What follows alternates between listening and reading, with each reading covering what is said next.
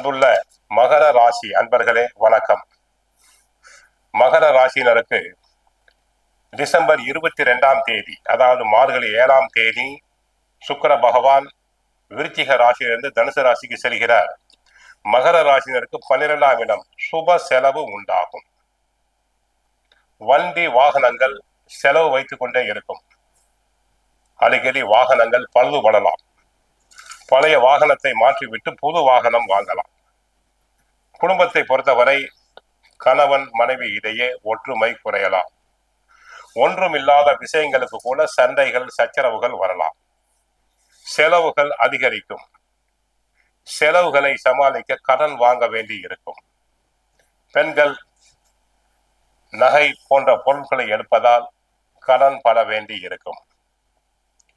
குடும்பத்தில் உறவு பாதிக்கும். அன்பு பாதிப்படையும்.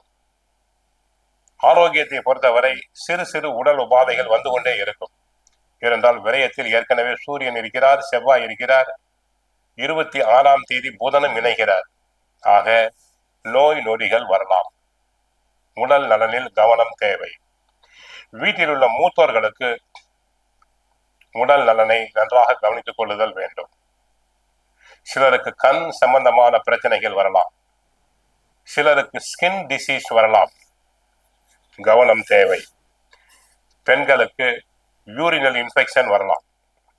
உத்தியோகத்தை பொறுத்தவரை அதிகம் உழைக்க வேண்டி இருக்கும். உழைப்புக்கு ஏற்ற வருமானம் கிடையாது. உயர் அதிகாரிகள் தங்களை கடிந்து கொண்டே இருப்பார்கள். பிறர் வேலைகளையும் தாங்கள் சேர்த்து செய்ய வேண்டி இருக்கும்.